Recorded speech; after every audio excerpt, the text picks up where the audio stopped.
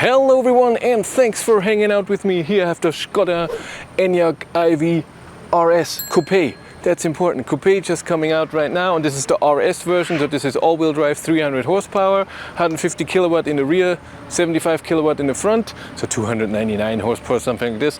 It has the 82 kilowatt hour battery, 77 kilowatt hours can be used, and I'm doing the range test today. I don't even know the WLTP range. I will put it here because I have the data all on EV database within the phone. I will do a normal review about the car and a driving review and a charging curve and everything video. But right now we're doing the range test, 130 kilometers an hour on the highway, so normal highway speed in a lot of countries in Europe. I charged to 100%, I'm at 95, 96 or something. And then I'm right here on the highway, go in one direction and then turn back to the Ionity station on the other side, which is still the same elevation, so no elevation change. We drive 130 GPS speed, so we can compare other cars and we'll see what the range is.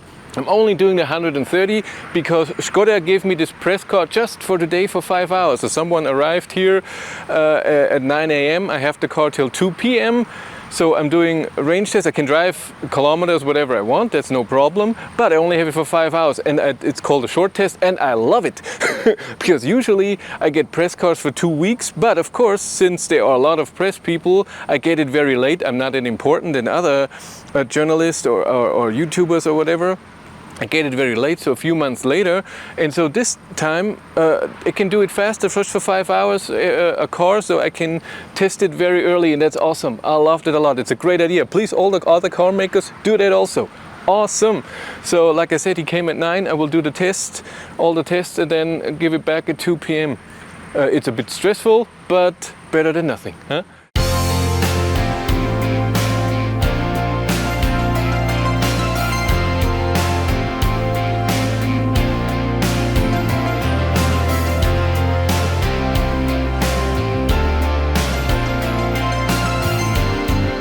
So I'm a pro, charged to 100%, drove on and didn't reset my trip. So I stopped here in Enyaq and I will reset here, and we start at 96% instead of 100, and we end here as well.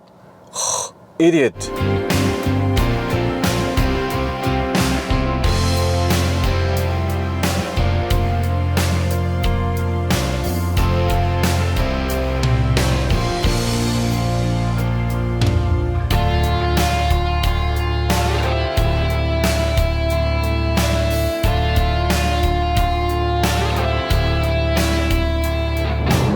I'm on my way. I'm driving 133, which is GPS speed 130.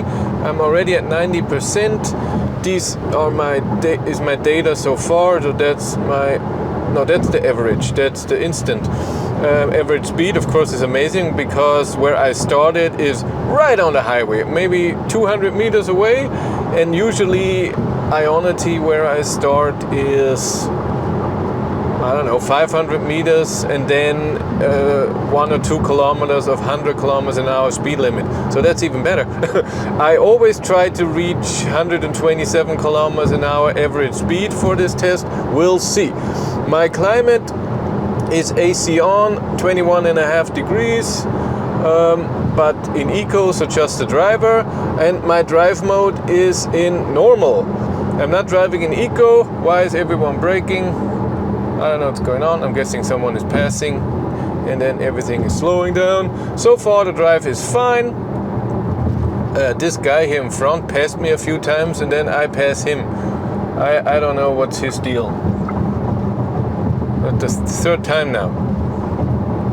I'm using head-up display. I'm using self-travel assist. Yeah, and I have to talk about it. So in my video with the Renault Megane, I said that the steering wheel, you have to yank it so that the car knows that you're there. Of course, that's not true because I'm an idiot and I don't have it in my car and I forgot.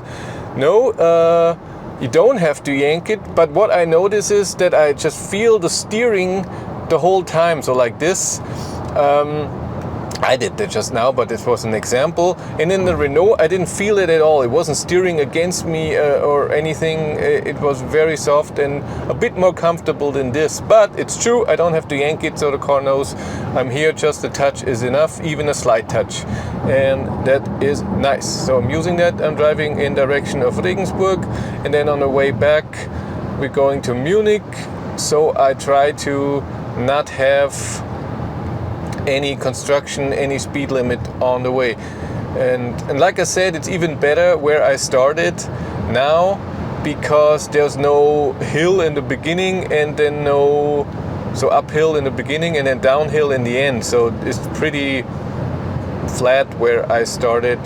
So and I will end, like I said, at the same spot to have no elevation change.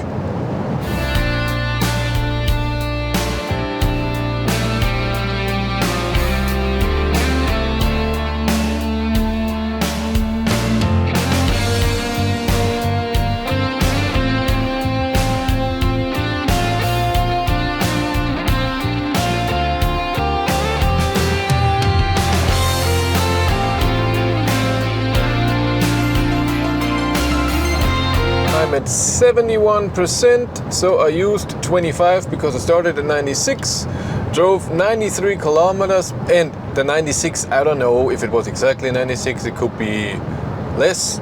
So, but at the end we have a good estimation. I drove 93 kilometers, that would mean 370 kilometers or more. Even full range consumption 201 is pretty good. Average speed is a tiny bit too low, but it will get higher. I'm pretty sure it was a bit busy, and I just turned around. That drops the average speed, of course, when you turn around and drive slowly. It is not as sunny. AC is still working at 21.5 degrees, and it's 23 degrees outside. Comfy drive. So far everything works. It's a bit busy, so like I said, I'm not driving the speed all the time. That's why my average speed is a bit low, but I hope to get it back to 126, 127 in the end. Yeah, and now I have to go talk again about self-steering. So travel assist here in the Skoda is the same as in ID4, ID3, ID5. Yes, when I just touch it like this, it recognizes me, but when I do a light touch, so very light, what you don't want to hold it like this the whole time, it doesn't recognize. And then when it says please hold steering wheel and then you press a bit harder, it works. But when it goes to the red one, oh my god, you didn't hold it for your steering wheel for too long, I'm gonna complain, then you almost have to steer a bit. And this was better in the Renault Megane. And also when I change lanes and the self-steering is off and then it turns on again, it does a bit of a movement that feels a tiny bit uncomfortable. It also didn't do that in the Megane. I think there was a ID4, ID5 on the other side.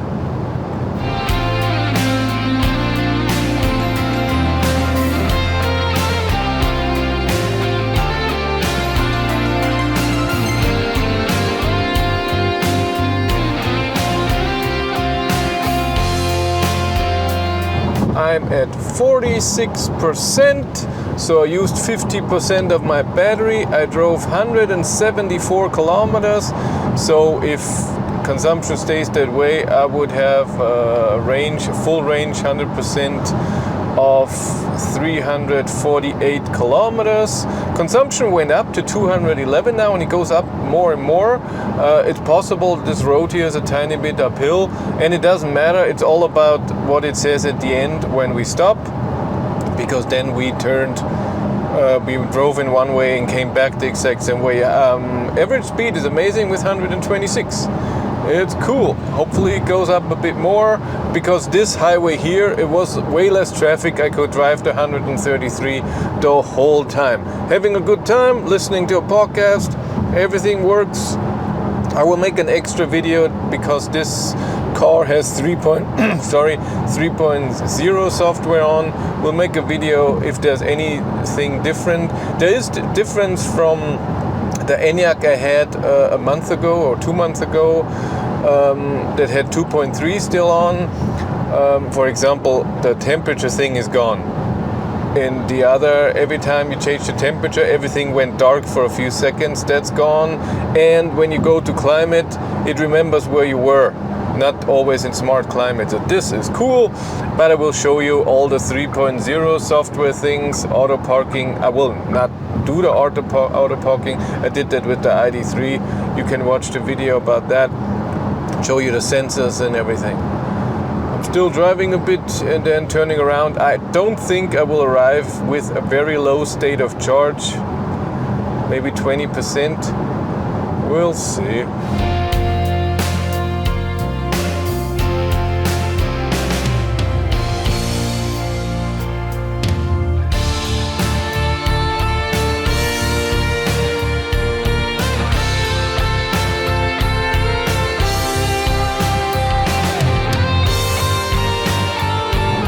I used 75% and I drove 258 kilometers. Consumption is 209 watt-hours per kilometer. It's going down a bit. I don't think it will go down much more.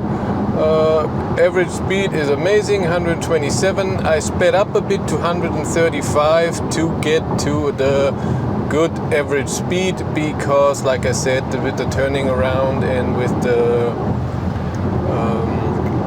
traffic in the beginning, it was a bit low, but it's better now. Traffic is okay. We have nothing to report. Everything works as planned. I have 36 kilometers to the charger. The range test ends 10 kilometers before that. So car says I will arrive at the charger with 10% or so. You can see that in here. You go to the map like this, then you go here on the side, and then you have to click here on top, and then you see 10%. But like I said, we stop 9 kilometers before and then do the whole shebang.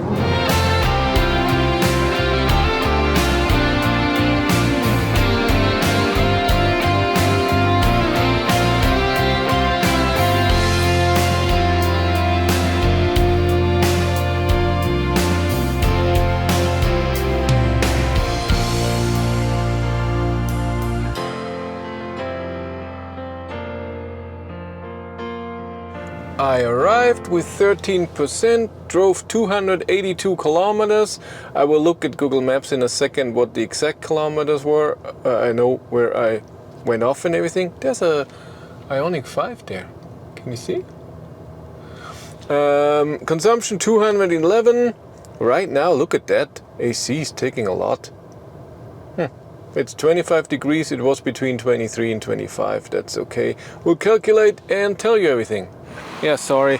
It's the exit of the highway right here. It will be loud. So, Google Maps tells me I drove 285 kilometers, so 3 kilometers more than what the car shows me. I put the data all in here so you can see. This time maybe on the other side. Usually I do it. I don't know if this is mirrored. Doesn't matter. But with 83% used, roughly, that would mean 343 kilometers are possible with this average speed that you see here. And I will look at the tires too and put them here what tires I have, because I don't even know. I think it's 21 inch and it's a new design. We should look at that. Look at that. That looks very like it could be good for consumption. Huh? What tires do we have? 235, 45, R21. And I'm guessing 255 in the backs. Yes, 255, 40, R21. Is it 40? It's 45. It's thinner in the rear? It's weird. All right, whatever. Whatever they want to do. Okay, I will now, I'm at 13%. I will drive the car down to the charger and drive it under 10% and then do the charging test.